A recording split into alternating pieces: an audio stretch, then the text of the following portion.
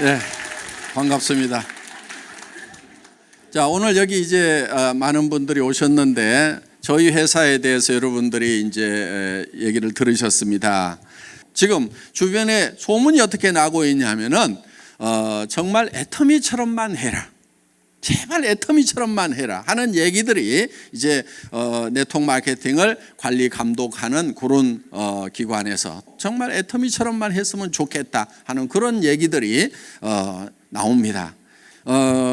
그러면 이 회사는 잘 나가는데 그럼 여러분들은 어떻게 할 거냐 하는 거예요. 여러분들도 이 회사와 더불어서 다 성공자가 되어야 될 거다 하는 겁니다. 그러면은 성공자가 되려고 하면은 어떻게 해야 되는가 하는 거예요. 어떻게 해야 되는가 하는 거예요.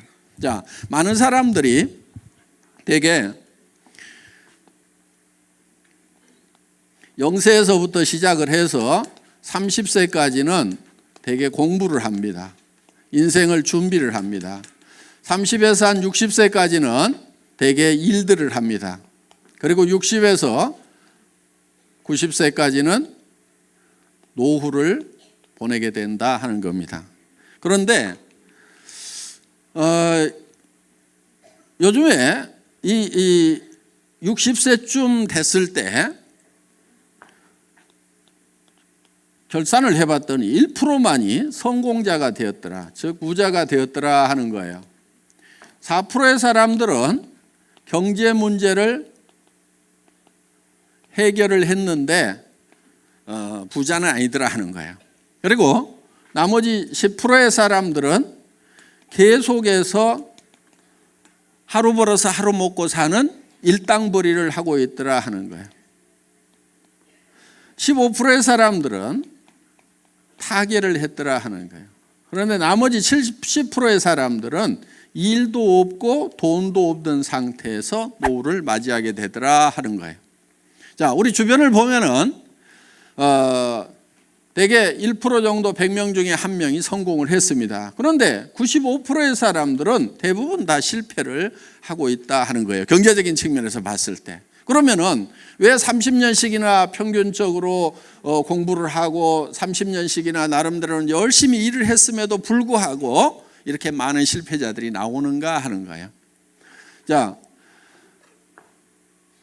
이때까지 성공을 못하게 되면 어떤 문제가 있냐면은 노후라는 30년의 세월을 이제 어떻게 보낼 것인가 하는 심각한 문제가 발생을 하게 된다 하는 거예요. 나이를 먹으면은 반드시 또 따라오는 게 있습니다. 뭐가 따라오죠? 질병이 따라오죠.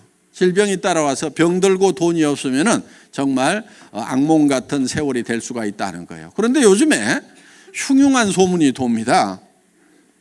120세까지 살지도 모른다는 이런 소문이 슬슬 지금 나기 시작을 해요. 그러면은 무려 60년이라는 세월을 돈 없이 병든 상태에서 보내야 된다고 하면은 이거는 몹시 끔찍한 일이고 본인만 불행한 것이 아니고 주변 가족들까지도 다 불행해지는 그런 사태를 맞이하게 된다. 그런데 카네기라는 사람이 있습니다. 철강왕 카네기가 아주 가난한 집의 아이로 태어났는데 부자가 됐어요. 그리고 지금 카네기 재단을 만들어서 세계 곳곳에 온정의 손길을 지금도 펼치고 있습니다. 그 카네기라는 사람이 늙어서 자기가 인생을 이렇게 돌아보니까 자기가 우연히 성공자가 된 건지 아니면은 자기가 다시 가난한 집의 아이로 태어난다고 하더라도 다시 성공자가 될 수 있는지 곰곰이 생각을 해본 거예요. 생각을 해보니까 자기는 다시 가난한 집의 아이로 태어나더라도 틀림없이 성공자가 될 수가 있겠더라 하는 거예요. 그거를 10번을 반복한다고 그러더라도 자기는 10번을 다 성공할 수 있고 100번을 가난한 집의 아이로 태어나더라도 반드시 100번 다 부자가 되겠다는 확신이 있었던 거예요. 그러면은 다른 사람들은 왜 성공을 못하는가? 곰곰이 생각해 보니까 성공하는 방법을 모르더라 하는 거예요. 성공하는 방법, 성공의 법칙을 모르더라 하는 거예요. 그러니까 성공해도 법칙이 있다 하는 겁니다. 법칙이라는 것은 예를 들면 이런 게 법칙입니다. A 플러스 B는 C가 나온다. 그러면은 A하고 B만 플러스하면 항상 C가 나오면 이거를 법칙이라고 얘기를 한다 하는 거예요. 그러면은 자기는 A하고 B만 하면 항상 성공자가 될 수가 있는 요 법칙 공식을 알고 있다 하는 거예요. 그러면은 이 성공의 법칙이라는 것이 누가 어떻게 만든 거냐? 이거는 누가 만든 것이 아니고 원래 있는 거다 하는 거예요. 그래서 이런 것을 뭐라고 얘기하냐면은 정북향의 원리다 이렇게 얘기를 합니다. 정북향의 원리. 이런 스티븐 코비라는 사람이 쓴 말입니다. 성공하는 사람들의 7가지 습관을 썼던 스티븐 코비가 쓴 말인데, 정북향의 원리라고 하는 것은 북쪽이라는 것이 이미 정해져 있다. 법칙이라는 게 이미 정해져 있다. 그리고 이런 것을 뭐라고 그러냐면 자연법칙이라고도 얘기를 합니다. 그러니까 이미 정해져 있다 이거예요. 해는 동쪽에서 서쪽으로 지고 물은 높은 곳에서 낮은 곳으로 흐르게 되어 있다 하는 거예요. 이런 걸 또 농장의 법칙이라고도 얘기를 합니다. 농장의 법칙. 자, 농부가 농사를 지을 때는 자연 법칙에 따라 가지고 농사를 짓는다 하는 거예요. 자기 마음대로 농사를 짓는 게 아니고 반드시 농부는 자연 법칙에 맞춰서 농사를 짓는다 하는 거예요. 그럼 농부가 맨 먼저 하는 것이 무엇인가 하는 거예요. 어떤 사람들은 이렇게 얘기합니다. 씨앗을 준비한다. 또 어떤 사람은 아니다. 농토가 있어야 되니까 땅을 준비한다. 아니다. 어떤 사람은 씨앗도 사고 농토도 살려면 돈이 있어야 되니까 돈을 농자금부터 준비한다. 여러 가지 얘기를 하는데 실제로 농부가 맨 먼저 하는 것은 무엇을 얼마만큼 거둘 것인가. 이거를 맨 먼저 결정을 한다 이거예요. 머릿속에서 무엇을 얼마만큼 거둘 것인가를 먼저 결정을 한다 이거예요. 농부의 머릿속에 들어와 있지 않은 것이 갑자기 곡간으로 들어오는 일은 절대로 없다 하는 거예요. 반드시 농부의 머릿속에 고구마 2가마인지 땅콩 1가마인지 아니면 쌀 10가마인지 하는 것이 먼저 농부의 머릿속에 들어오고 나서, 그리고 거기에 맞춰서 일을 한 다음에 농부의 머릿속에 있던 것이 곡간으로 들어오도록 되어 있다 하는 거예요. 자, 이거를 이제 성공의 법칙이라고 하는데, 그러면은 우리가 성공을 하려고 하면은 먼저 우리 머릿속에 뭐가 들어와야 되냐 하는 거예요. 우리 머릿속에 뭐가 들어와야 되냐면은 성공한 나의 모습이 내 머릿속에 들어와 있어야 된다는 거예요. 성공한 나의 모습이. 그러니까 내가 성공을 하느냐 못하느냐는 누구에게 달려있냐면 자기 머릿속에 자기가 자기를 어떻게 생각하느냐 하는 셀프 이미지를 어떻게 메이킹할 거냐 하는 데 달려있다 하는 거예요.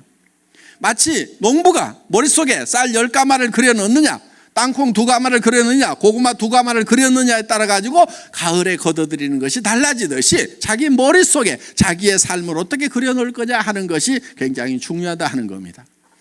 내 머릿속에다 성공한 모습을 그려놓지 않으면은 절대 튀어나오질 않아요.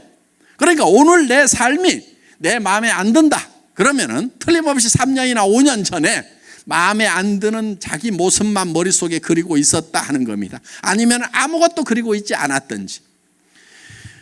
지금 여러분들이 머릿속에 이거를 그려놓지 않으면은, 성공한 여러분의 모습을 그려놓지 않으면은 3년 지나고 5년 지난 후에도 지금하고 똑같은 모습일 수밖에 없다는 거예요. 그렇기 때문에 내 삶을 바꾸려고 하면은 내가 어떤 방향으로 어떻게 바뀌었으면 좋겠는가 하는 것을 명확하게 머릿속에 생생하게 그려 넣는 것이 필요하다 하는 겁니다. 그러면은 어떤 모습으로 어떻게 그려 놓을 것인가 하는 거예요.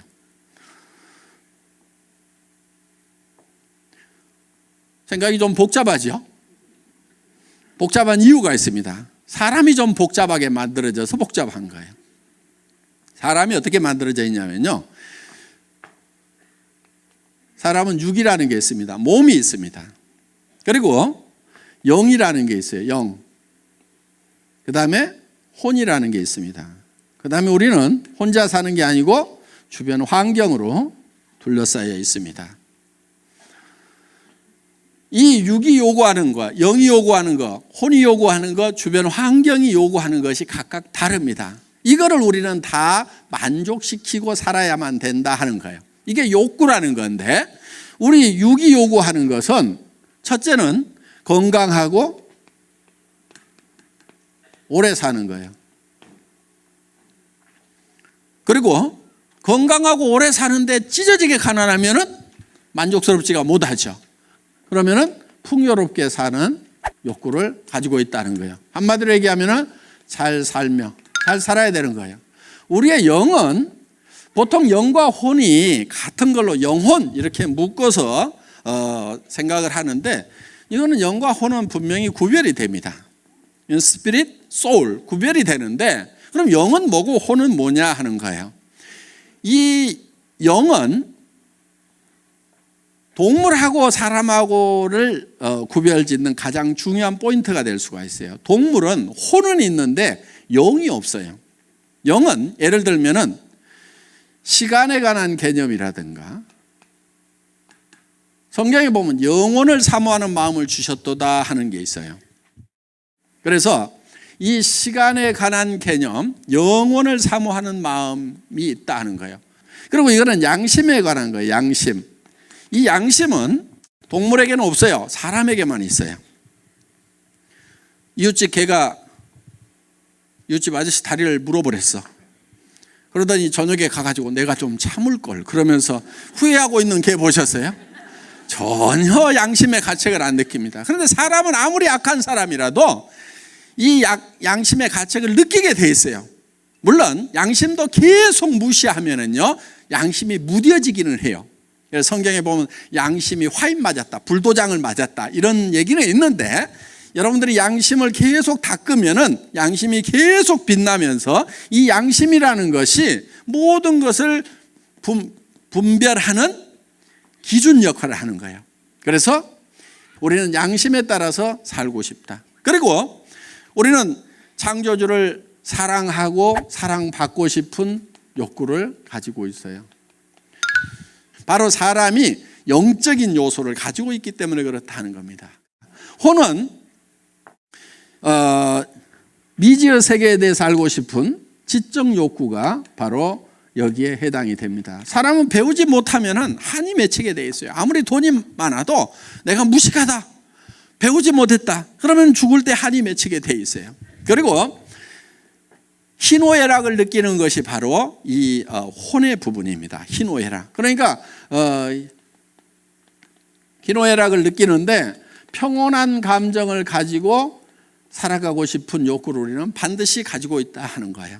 그래서 이 평안해야 되는 거예요, 마음이. 동물도 희노애락이 있습니다. 밥 주는 주인한테는 꼬리 살살살살 흔들어요. 무슨 뜻이에요? 기쁘다 하는 거예요. 기쁘다. 밥 먹을 때 건들면 노합니다. 예. 그래서 이 희노애락이 있고, 그 다음에 지식도 있어요. 기억력도 있고, 주인인지 도둑놈인지 다 구별하고, 이렇게 다 숫자도 가르치면은 야 3번 물어와, 5번 물어와, 이렇게 하면은 가르치면 이런 것도 배우긴 배워요. 사람보다 지능이 좀 떨어지긴 하지만은. 그러니까 동물도 혼은 있다 하는 거예요. 그래서 이거는 이제 배우고 싶은 욕구를 가지고 있다 하는 거예요. 우리는 배우지 않으면 안 된다는 거예요. 그리고 우리는 주변 환경에 대해서 공헌하고 싶은 욕구를 가지고 있다.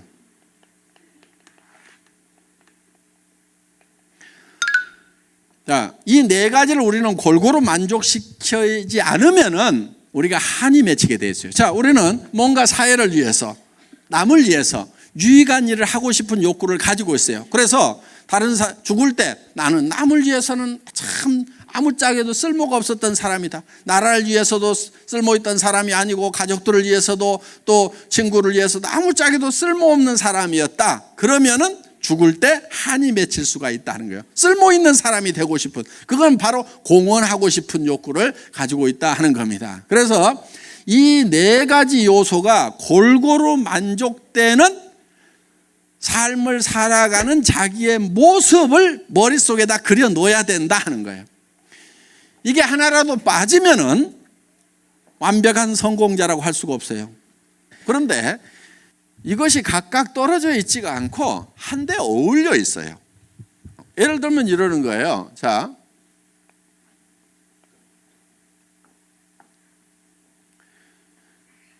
우리의 육이 있습니다. 육은 잘 살며, 영은 사랑하고, 그 다음에 혼은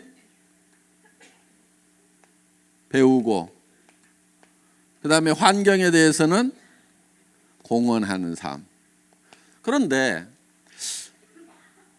우리가 잘 살아야 되는데 그냥 잘 산다고만 생각하면은 이게 별 의미가 없어요. 잘 살아서 뭐 할 건데 이렇게 되는 거예요. 그런데 우리가 잘 살아야 되는 이유는 사랑하는 사람이 있기 때문에 반드시 잘 살아야만 된다 하는 거예요. 내가 못 살게 되면은 내 사랑하는 사람들이 다 힘들고 다 어려움을 겪게 된다 하는 거예요. 자, 정말 자녀들이 어렵게 살아가면은 부모님들이 애달퍼합니다. 내가 죽더라도 너희 잘 되는 꼴을 보고 죽어야 될 건데 너희들 이렇게 어렵게 살아가는 걸 보니까 내가 눈을 감을 수가 없다는 것이 부모님들의 얘기입니다. 그리고 우리가 잘 살아야 되는 이유는 정말 사랑하는 자녀들이 있기 때문에 우리가 잘 살아야 되는 거예요. 지금 우리 세대 살아오신 분들 집 한 채 마련하느라고 정말 거의 평생을 다 소비하다시피 했습니다. 그런데 우리 자녀들 세대는 우리 세대보다도 더 힘든 세대라고 얘기를 합니다. 많은 경제학자들이 다음 세대가 전 세대보다 어려운 세대가 지금 시작이 됐다는 거예요. 지금 우리 시대에는 그래도 희망이라는 게 있었어요. 배우고 뭔가 공부를 하고 열심히 노력하면 잘 살 수 있다는 희망이라는 것이 있었다는 겁니다. 그런데 요즘 젊은이들 앞에는 공부를 할 만큼 하고 노력을 해도 대책이 안 서는 절망이라는 벽에 봉착해 있다 하는 겁니다. 그래서 우리 자녀들한테 우리 부모 세대가 희망이 되어줄 필요가 있어요. 그래서 우리는 정말 주기 위해서라도 부자가 되어야 된다는 거예요. 주는 기쁨을 맛보기 위해서. 그래서 자녀들 보고도 니네 집 사라고 하지 말고 우리가 정말 집 한 채씩 사준다고 하면은 얼마나 보람이 있겠냐 하는 거예요. 그러니까 우리가 잘 살게 되면은 사랑하는 자녀들에게 집 한 채씩 사줄 수 있다 이거예요. 그러니까 잘 살아야 되겠어, 안 살아야 되겠어? 잘 살아야 되는 거예요. 잘 살아야 되는 거예요. 이 잘 살지 못하면은요, 이 사랑하는 것도 힘들어요. 저도 집사람을 워낙 좋아해가지고 한 1년을 쫓아다녀가지고 이제 결혼을 했어요. 그래서 잘 살았습니다. 그런대로 잘 살았는데 저는 월급쟁이를 한 17년을 했어요. 그런데 월급쟁이가 노후 보장이 전혀 안 되죠. 그래서 이거 일하는 재미에 빠져가지고 17년이라는 세월을 너무 많이 보냈다. 그래서 이제 나가서 내가 노후 대책을 세울 수 있는 뭔가 일을 해야 되겠다 하고 이제 나왔습니다. 나와서 이제 인터넷 백화점을 이제 차리게 됩니다. 차렸는데 문제는 뭐냐면은 아직 시대가 오질 않았어요. 그런데 백화점을 차렸어요. 수만 가지의 제품을 가지고 있는 그런 이제 초대형 백화점을 만들어 놨는데 문제는 뭐냐면 아직 아줌마 부대 손가락이 안 움직이는 거예요. 그러니까 쫄딱 망하고 그러는 가운데서 이제 굉장히 힘이 들어지다 보니까 이제 뭐 회사 망하면서 뭐 다 집도 주고 차도 주고 다 날려버리고 이제 정말 너무 어려워져 가지고 이제 월세 50만 원짜리 월세방에 가서 이렇게 살게 됐어요. 그러면서 제가 이제 몸이 아프기 때문에 일을 하면 안 된다고 그래서 집사람이 어디 가서 한 150만 원인가 이렇게 벌어와 가지고 50만 원 월세 주고 애들 이제 학비 주고 이렇게 근근히 먹고 사는 이제 이런 처지가 돼버린 거예요.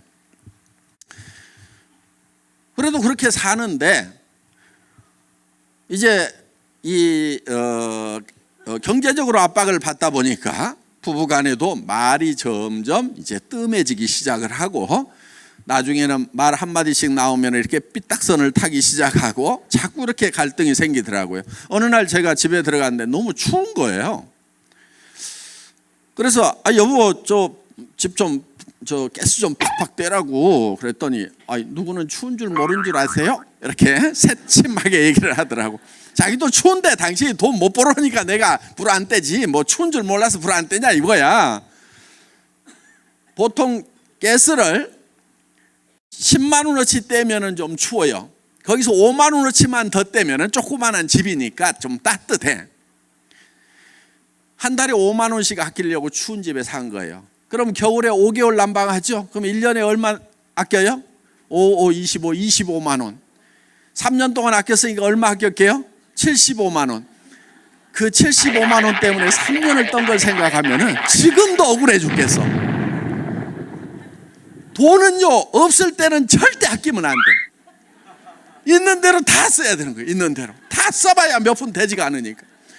돈이 좀 있을 때는 아껴야 돼. 그때는 아끼면 돈이 모아지거든. 돈에 대해서요, 오해들을 많이 하고 있어요. 오해하지 마세요. 학교에서 배운 것 중에도 좀 틀리게 가르친 게 있어요. 예를 들면은 수입과 지출이 있으면은 수입에 맞춰서 지출을 해야 된다, 이렇게 배웠잖아요. 그렇죠?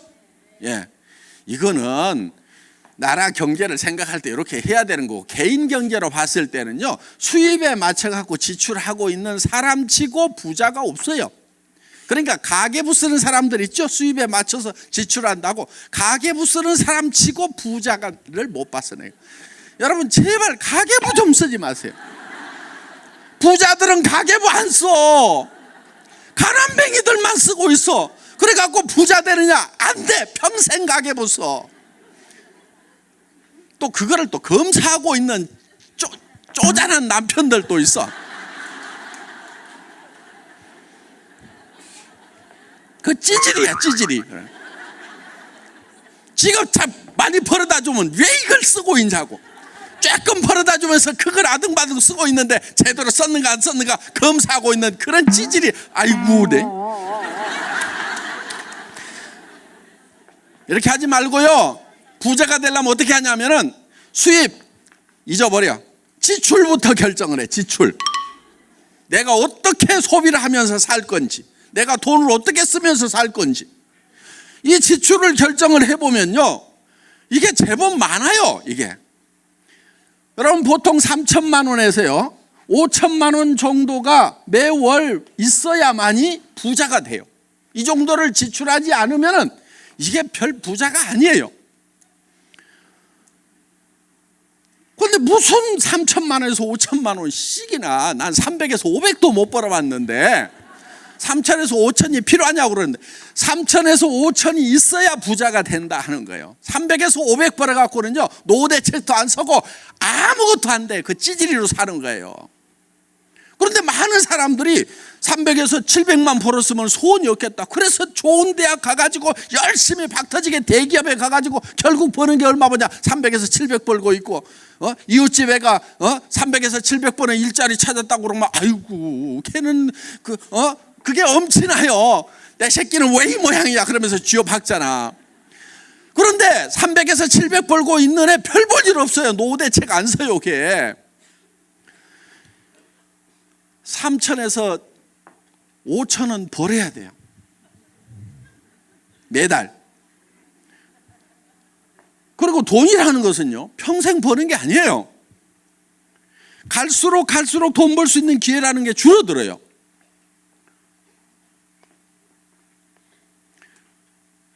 이 기회의 색이 이렇게 줄어드는 거예요. 무슨 얘기냐면은 20대 30대 식당에 가면은 주방 서빙을 시켜줘. 그런데 40대 50대에 가면은 뒤에 가서 음식 하라고 주방으로 보내. 배기 싫다고. 60대 50대 60대에 가면은 그릇 깬다고 이것도 안 시켜줘. 그러니까 친척이나 누구 아니면 안 써준단 말이에요. 그러니까 기회라는 것이 점점 줄어들어. 그런데 사람들은 막연하게 뭔가 시간이 지나고 미래가 되면 내한테 좋은 기회가 올 거라는 파랑새만 쫓아가고 있어요. 그렇지가 않아요. 점점 줄어들고 있어요. 그러니까 지금 결판을 내야 되는 거예요. 지금 뭔가를 화끈하게 벌여야 된다 이거예요. 앞으로 뭐 어떻게 될 거다. 그리고 사람은 돈을 버는 때가 있고 번 돈을 쓸 때가 있어야 되는 거야. 돈 쓰는 것도요, 늙어가지고 돈 쓰려고 그래 봐. 여행도 다리 썽썽할 때 여행이지, 꼬꾸라져가지고 거기에다가 어디 좋은 경치를 봐도 눈도 침침한데 가면 뭐 하냐고. 어디 맛있는 걸 먹을 때도 이빨이 쏭쏭할 때지. 가가지고 틀니가 많니 안 많니 해가면서 맛있는 거 좀 뭐하냐 이거야. 그러니까 이것도 기회가 점점점 줄어드니까 벌려면 1년 2년 3년이라도 빨리 벌고 그래 놓고 그걸 쓰러 다녀야 된다 이거야. 그런데 젊음 다 가도록 이제 벌기만 해. 벌기만 하다가 이제 늙어가지고 이제 있는 돈도 쓰지도 못한다 이거예요. 그러니까 벌 수 있는 시간이 그렇게 길면 안 되는 거예요. 3년에서 5년 안에 평생 쓸 돈을 다 벌거나 아니면은 평생 돈이 들어오도록 시스템을 만들어 놔야 돼. 3년에서 5년 해보고 안 되면 때려치우세요. 그거는 평생 해도 안 돼. 애터미 사업도 3년 5년 지났는데 안 되는 사람들 빨리 때려치우고 집에 가세요. 근데 반성을 한 가지는 해봐야 돼. 진짜로 했는가? 아니면은 발가락만 하나 걸치고 3년 5년 지나갔는가? 그거는 반성을 해야 돼. 근데 진짜로 했는데 양발 다 담그고 진짜로 뛰었는데도 3년에서 5년 했는데 안 됐다 그러면은 가세요 그냥. 그런데 진짜로 했냐 하는 거야. 여러분 돈이 3천에서 5천은 있어야 사람답게 살아요. 부모님한테도 제발 용돈 드리지 말고 생활비를 드리세요. 20만 원 30만 원 보내주고 무슨 애기들이에요. 부모님도 살려고 하면 생활이라는 걸 해야 된단 말이에요. 생활비를 200이든 300이든 400이든 보내드려야 돼. 그래야 뭘 사람답게 살 거 아니에요. 그리고 노인네들 치료비 더 많이 들어가요. 그러니까 우리가 뭔가 돈을 제대로 쓰기 위해서는, 사랑을 하기 위해서는 돈이 있어야 돼. 부자가 돼야 돼. 아니 우리 집사람도 이제 그 가스비 5만 원 가지고 찌구독 이렇게 된 거예요. 아니 그러다 보니까 어느 날 우리 집사람이 한마디 하더라고. 여보, 애들 졸업하고 나면 우리 헤어집시다. 근데 우리 집사람은 또 하면 한다는 사람이거든요. 아이고, 그 말을 듣는 순간에 억장이 무너지는 거예요. 그래서요, 제가 방바닥에 쓰러져 가지고요, 우리 와이프 다리를 잡고요, 엉엉 울었어요. 엉엉 울면서, 여보 하지 마라, 내가 보낼 수가 없다. 당신 지금 가면은 집도 없고 노후대책 자금도 없고, 여보 가더라도 내가 집도 사주고 노후대책 자금 마련해서 내가 통장에 넣어서 줄 때까지만 좀 참아주면 안 되냐고 다리를 잡고 엉엉 운 거예요. 그랬더니 이렇게 보더니 아이고 어느 천년에요 그러더라고. 지금은 집도 사주고요, 통장에 돈도 다 넣어줬는데 간다는 말을 안 해요. 생활의 어려움은요, 정말 사랑하던 사람 사이도 냉랭하게 만들어서, 지금 부부간에도 그냥 사는 사람들 있죠. 그냥 사는 사람들, 그러니까 헤어지는 것도 귀찮으니까 그냥 사는 거예요. 그냥 뭐 복잡하고 절차 복잡하고 뭐하고, 아이고 그냥 살자 그래가지고 그냥 아무 생각 없이 그냥 살아. 집에 들어가도 아무 감동도 없고 나와도 아무 감동도 없고 그냥 살아. 그냥 삶이 얼마나 된다고. 그 젊은 날에 그렇게 뜨겁게 사랑하고 좋아해서 결혼을 했으면은 그 짧은 인생 얼마 안 되는 동안에 그 나이를 먹을수록 그 사랑이 더 아름답게 숙성이 돼가야 되는데 그렇지를 못해요. 그 원인 중에 하나가 보면 경제적인 이유 때문에 그러는 경우가 많아요. 결혼할 때는 당신 내하고 결혼만 해준다고 하면은 진짜 손끝에 찬물 한 방울 안 묻히도록 해주겠다고 그래가지고 구애를 해서 결혼을 해놓고 나중에는 왜 찬물 안 묻히게 해준다고 그러더니 어쩌고 저쩌고 그러면은 고무장갑 하나 사주면서 이거 끼고 하면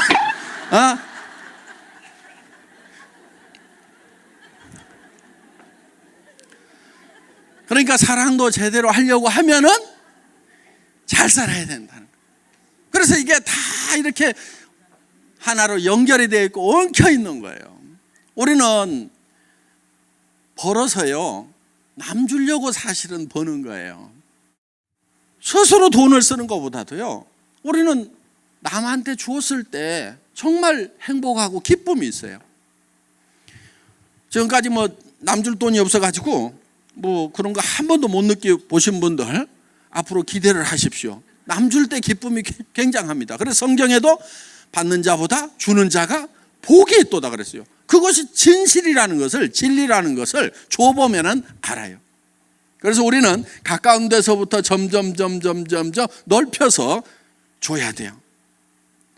그리고 남을 도울 때 내가 부자가 다 된 다음에 여유 있으면 남에게 주겠다, 그러는 사람 치고 부자 된 다음에 돕는 사람이 거의 없어요. 언제부터 도와야 되냐면은 내가 어려울 때 나보다 더 어려운 사람을 도우면서 살아가야 된다 하는 거예요. 그러면은 나중에 부자가 됐을 때도 또 어려운 사람들을 도울 수가 있어요. 저희는 저희 회사에서도 주변에 이렇게 돕는 일들을 해왔어요, 사회적으로. 그래서 맨 처음에 회사가 어려울 때는 이웃의 학교에, 가장 가까운 학교에 애들 좀 불러가지고 한 달에 20만 원, 40만 원 주는 일부터 시작을 했어요. 할머니하고 둘이 사는 애가 있어. 그런데 그 할머니가 받는 보조금하고 뭐 이런 거 조금 받아가지고 사는데 그 20만 원도 그 집에는 큰 도움이 되더라고. 그래서 이제 이웃에 이렇게 도와주고 그러면서 조금씩 금액도 넓혀 나가고, 어떻든 우리는 이제 주변에 이렇게 좀 도와야 될 일들이 많이 있습니다. 물론 애터미 사업 자체가 지금 어려운 사람들을 돕는 가장 좋은 방법이에요. 서민들에게는 싼 생필품을 공급을 해서, 질 좋고 싼 생필품을 공급을 해서 이 가게 이 지출을 줄일 수 있도록, 생활비를 아낄 수 있도록 해주는, 그것이 1차적인 공헌입니다. 그리고 또 이 돈 벌만한 직장이 없는 분들에게 일자리를 마련해줘서 정말 이렇게 할 수 있도록 해주는 것. 그러면서 또 우리는 수당이 또 서민들에게 다 풀려나갑니다. 그래서 우리가 만드는 제품들은 그 원료를 만들라고 농사짓는 농부들에게도 돈이 나가게 되고, 그리고 이 돈은 서민들에게 뿌려지기 때문에 그것이 이제 승수 효과에 의해서 최소한 5배 정도 더 이제 경제적인 파급 효과가 생깁니다. 자, 어떻든 우리는 정말 사랑하는 사람들이 있기 때문에 우리는 반드시 잘 살아야만 된다. 그래야 내 사랑하는 사람들이 같이 잘 살게 되고, 그리고요, 사람은 조금만 올라가게 되면은요, 점점점 용기라는 것이 생겨요. 지금 여기 계시는 분들 중에서도 어떤 희망을 갖고 꿈을 갖는 것이 굉장히 두려운 사람들이 있다는 걸 제가 알아요. 어떤 희망을 갖고 꿈을 갖는 것이, 그것을 두려워하고 있다는 걸 제가 알아요. 왜냐하면 저도 사실은 뭐 어렵지 않게 세상을 살았어요. 그때는 못 사는 사람들 좀 무시했습니다. 솔직하게 얘기해서. 아이고, 요즘 세상에 정신머리가 틀려먹었으니까 못 살지, 게을러 빠졌으니까 못 살지, 그러면서 못 사는 사람들을 좀 무시를 했어요. 그런데 제가 깊은 병에 들고 사업체는 다 망해가고 돈은 다 뺏기고 도리어 이제 빚쟁이까지 집에 쫓아오면서 몸이 아파갖고 더 일을 못하는 상황이 되다 보니까 사람이라는 게 이렇게 앞뒤가 콱 막히는 기가 막힌 상황도 있구나. 무조건 이게 못 사는 사람들을 무시하기만 해서는 안 되겠구나 하는 그런 생각을 하게 됐어요. 그런데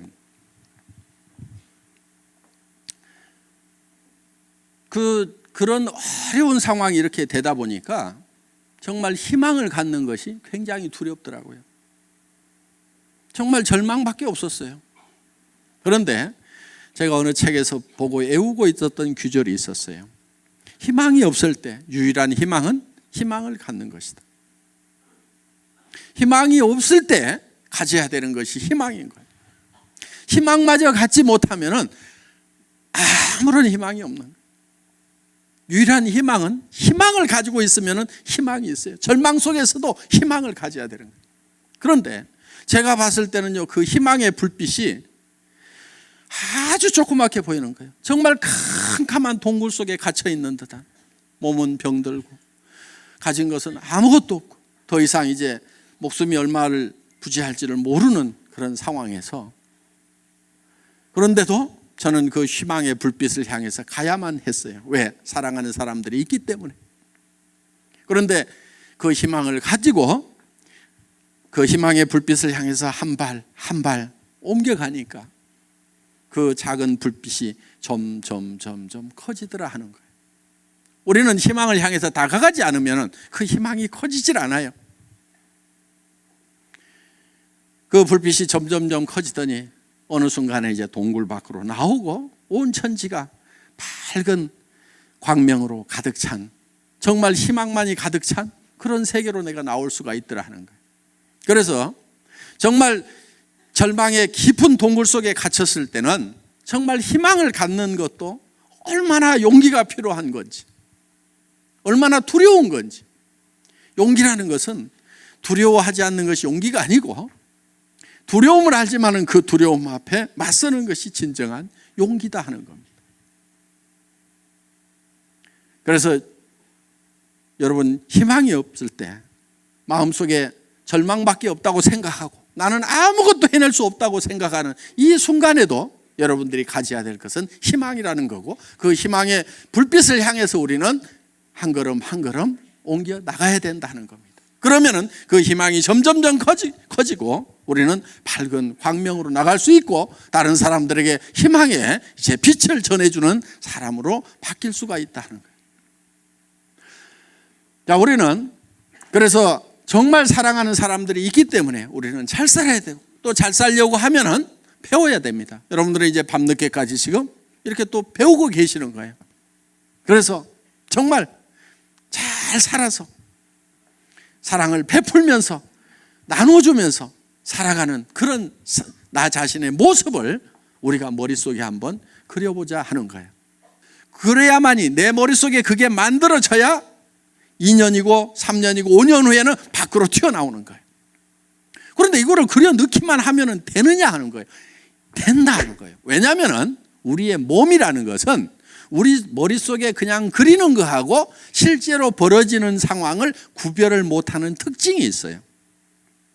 우리 머릿속에 이걸 그려 넣기만 하면은 우리 몸이 변하고 바뀌어 버리는 거예요. 실험을 한번 해보겠습니다. 예를 들면은 여러분 입속에다가 제가 빨갛고 새콤하고 달콤한 석류를 한 움큼씩 넣어드리겠습니다. 입안에 가득 찬 석류를 어금니로 아작아작 씹으니까 새콤하고 달콤한 석류 과즙이 입안 가득 퍼집니다. 자, 입안에서 무슨 일이 일어났어요? 침이 안 났다 손 들어보세요. 빨리 병원 가세요. 침샘이 고장난 겁니다. 우리는 실제로 먹었을 때 침이 나오는 거나 머릿속으로 석류를 먹었다고 생각하는 거나 우리 신체에 작용하는 효과는 똑같다는 거예요. 이게 과학적으로 다 증명이 되어 있는 거예요. 이거를 학문적으로는 자기 충족적 애언이라고 그러는데, 내가 충족되었다고 애언을 하면 충족이 된다는 거예요. 신체 반응이 그대로 일어난다는 거예요. 그러니까 여러분들이 실제로 내가 한 달에 3천만 원을 버는 사람이다, 5천만 원을 버는 사람이다, 내가 그 일을 시작을 했고 이제는 그렇게 시간만 가면 그렇게 될 거다, 확신을 가지고 머릿속에 내가 어떤 삶을 살 건지에 대해서 확신을 가지게 되면은 여러분들의 표정이라든가 태도라든가 눈빛이라든가 다 바뀌어버리게 된다는 거예요. 그러니까 친구한테 전화를 해가지고도 내가 하는 것은 아닌데 친구가 한다고 그러니까 너한테 얘기를 해주는데 요 따위로 얘기를 하면은 될 일도 안 되는 거예요. 될 일. 그렇게 해갖고 되는 게 아니고, 야, 내가 한 달에 5천만 원 버는지를 발견을 했다. 여러분, 한 달에 통장에 5천만 원씩 꼽히는 게 그게 보통 일인 줄 아세요? 어마어마하게 큰 공장 가지고 있어야 돼. 1,000명, 2,000명 거느리는 그런 공장을 가지고 머리 빠지게 밤낮 없이 수십억, 수백억을 투자해가지고 해야 집에다가 5천만 원씩 갖다 준단 말이에요. 사장이라고 폼 잡고 다니는 사람 중에 70%는 비더로 다니는 사람들이요. 전부 적자나는 사람들이요. 그런 사업만 큰 사업이고 한 푼도 투자 안 한다고 그러니까 애터미를 우습게 하는데 우스운 게 아니란 말이에요. 하나도 안 우습다고. 여러분 무슨 일을 해가지고 3천만 원 5천만 원을 벌 거냐 이거예요. 이 애터미 사업은 빅 비즈니스예요. 엄청난 비즈니스란 말이에요. 개인적으로 봤을 때 여러분 투자를 안 하니까 우습게 알아 지금. 그리고 무슨 고시 보듯이 특별한 시험을 봐가지고 능력자만 뽑는 게 아니고 아무나 오세요 그러니까 이게 아무 것이나 되는 줄 알아 이게 이 일이 보통 일이 아니란 말이에요. 지금 엄청난 일을 지금 여러분들이 시작을 한 거예요. 근데 표정들이 왜 그래? 엄청난 걸 발견한 것 같지가 않아 지금.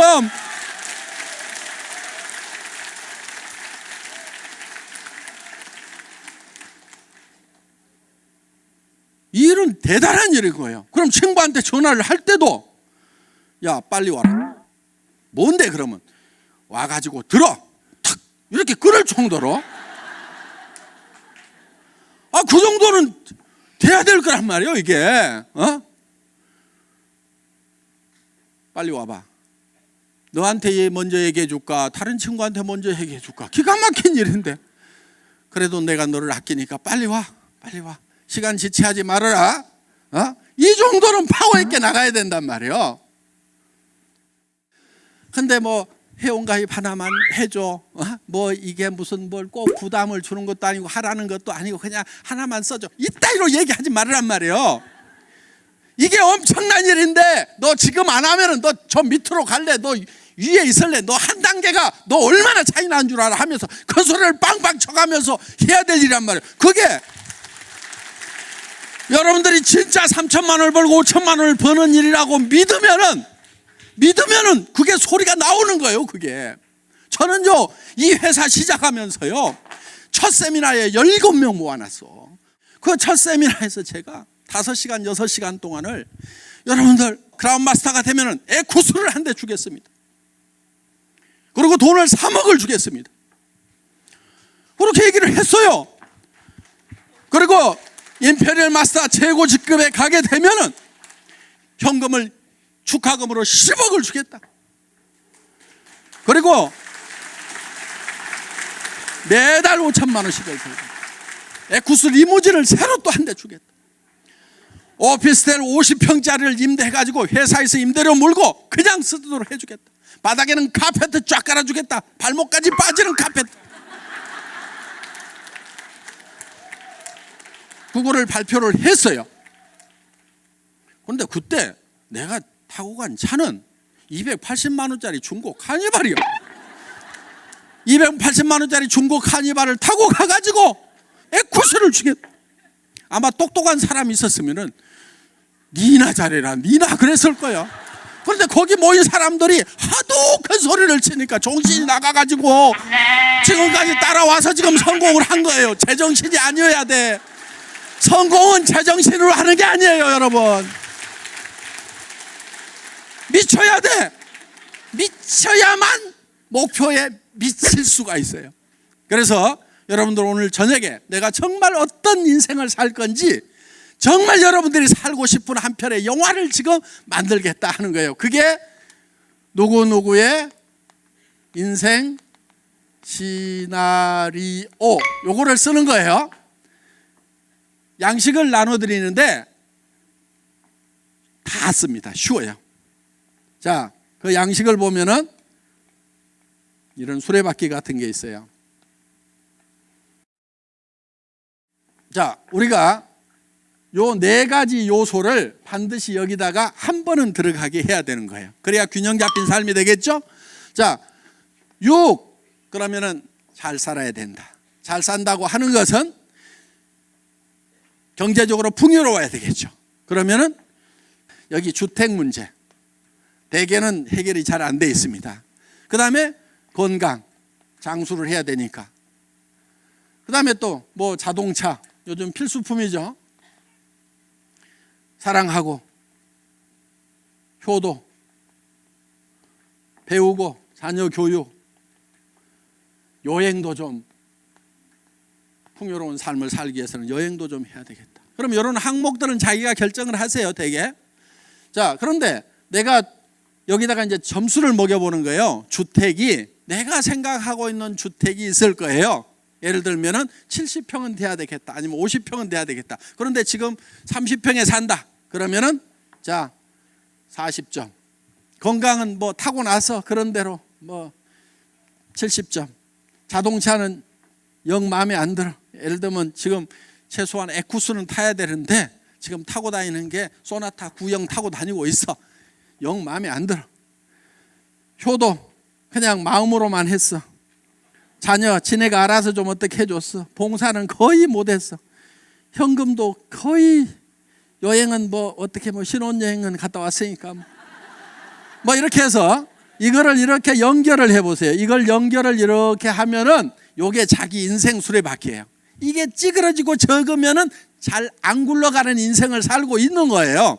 그러면 이게 10점 만점이 되려고 하면은 이 10점 만점을 연결하면 이렇게 고단한 수레바퀴가 잘 굴러가는 수레바퀴가 되는데, 내가 10점 만점이 되려고 하면은 어떻게 하면 되는지를 이 네모칸에다가 써주라 하는 거예요.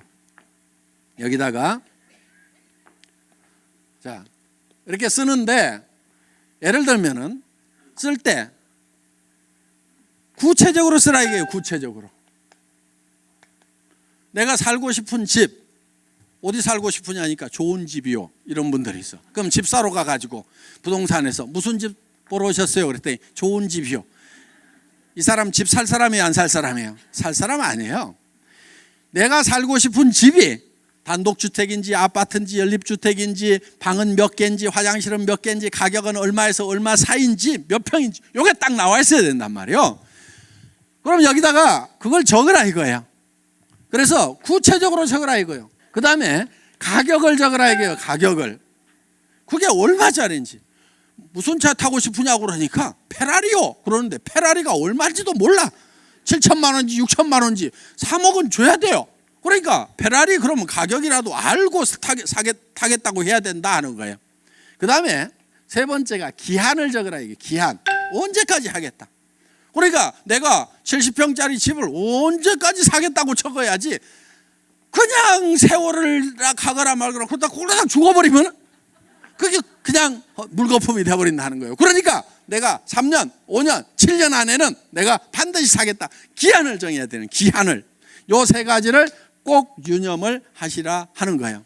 자, 우리는 정말 균형 잡힌 삶을 살기 위해서 이 인생 시나리오를 작성을 하는 겁니다. 자, 예를 좀 보여주세요. 선배들 중에 이렇게 작성한 사람들이 있습니다.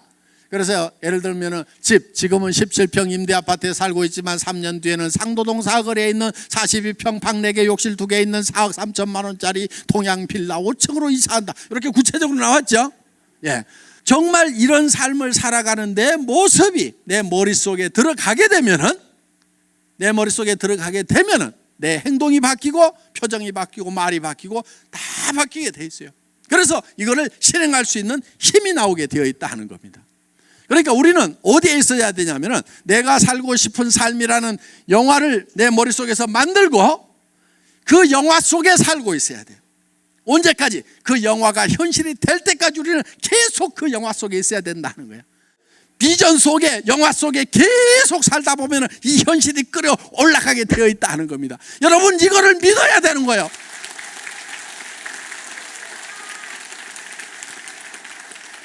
그래서 여러분들이 이거를 작성을 하시고 한 가지만 더 작성을 하시면 되는데, 1년 후에는 다이아몬드 마스터가 되겠다. 또 샤론 로즈 마스터는 내가 2년 안에 되겠다. 샤론 로즈가 되면 한 달에 1,000만 원씩을 번다. 그래서 최소한 2년 안에 월 1,000만 원씩을 버는 월천댁이 되겠다. 뭐 이런 목표들을 쭉 세우시라 이거예요.